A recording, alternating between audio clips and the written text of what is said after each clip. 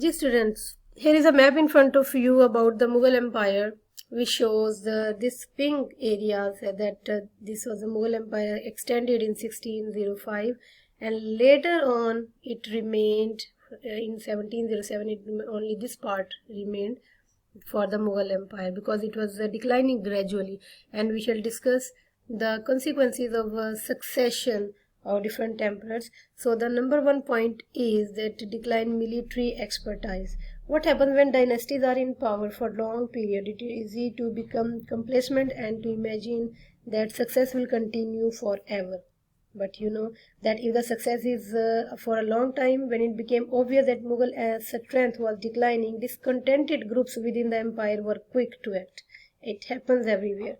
And consider how Aurangzeb was unable to deal with Shivaji's rebellion in the Deccan. Second point is pleasure seeking. The wealth created by the Mughals also encouraged the nobility to become pleasure loving and degenerate. They betrayed the principles of Islam and instead enjoying the pleasure brought about by wealth. Nobles often had the finest clothes, jewelry, and food. One friend of Akbar is said to have ordered at least 100 courses at each meal. So this was the lavish style of that time. The emperors also set a poor example. Fine buildings were a symbol of power and culture, but they were also sometimes so expensive that they were a symbol of extravagance. Third point is weak control. We have many times we have discussed this point, that weak control. As the wealth and the influence of nobility grew, they became highly powerful at court, and some of the emperors found it very difficult to control them, such as Alamgir II was assassinated by powerful courtiers, and with weak control from the center, the Mansabdari system was not sufficiently supervised and administrative efficiency declined. So discontent grew and revenue from tax collected declined. So all these things participated in the decline of Mughal Empire.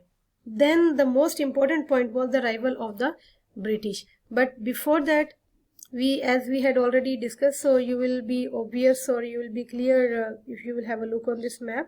The Mughal Empire grew weak, and because they spent a lot of money on palaces and wars, and then revolt against the Muslim rulers, and then yes, Great Britain took advantage of this weakness. It was not the part of British Empire only, it's everywhere, that whenever a weak thing is going on, then the other forces overtake that thing.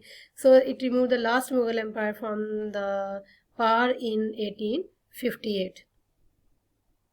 Now the rise of Mughal Empire and the down of Mughal Empire. Here is a comparison now, like clearly you have to see this please, that this is India in 1707. Fine, and then this is India in 1760. This Mughal Empire was left to this area only, and then the Marathas, they made their own kingdom, and you know that Marathas took start from here. This green portion is telling, and then this green portion is telling the Marathas kingdom, and then these were the other small empires were also there in India. This yellow portion is telling. So this was the decline, gradually decline was coming, which caused the downfall of Mughal Empire. Then the C point is the arrival of the British.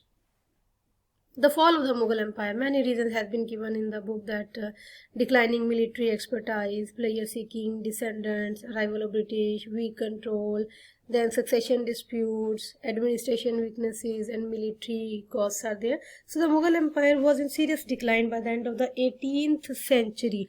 What eventually pushed it into final decline was the ambition of the British. Since the time of Jahangir, the English East India Company, EIC, tried to take advantage of the wealth to be gained by trade with India. The EIC was a private trading company, but behind it was the government of what was possibly the most powerful country in the world. England has been the first country to experience the Industrial Revolution. Its industries were producing cheap manufactured goods which were sold around the world, like now the China is going on doing. With the wealth this created, the British could afford a military strength which the Mughals could not match. The weakness of the Mughal Empire, together with the strength of the British, meant that the fall of one of the mightiest dynasties in history was almost inevitable. But it was done. The decline of Mughal Empire after 1707 civil wars rocked empire. External invasions from Central Asian states and the rebellions we have discussed. Expanding power of British East India Company, as we have discussed now. Mughals never adopted Western style of warfare. This was the dilemma. They fought with elephants, traditional spearmen and cavalry. No match of European style armies. Why did the Mughal Empire challenge Europe for dominance? We shall discuss this point as well. Now, the external reason for the decline of the Mughal Empire. We have discussed the internal, that what was going on within the empire. Some external forces were there. We shall discuss that EIC, East India Company Trading Company, but behind was government. England, first country to experience the Industrial Revolution, and foreign attacker 1738. This was Nadir Shah basically, and 1747 Ahmad Shah Durrani. So student, this was all about the rise and fall of Mughal Empire. Now inshallah in our future lectures we shall discuss the reason that why the British entered in the subcontinent and what chaos they created over there. Thank you so much.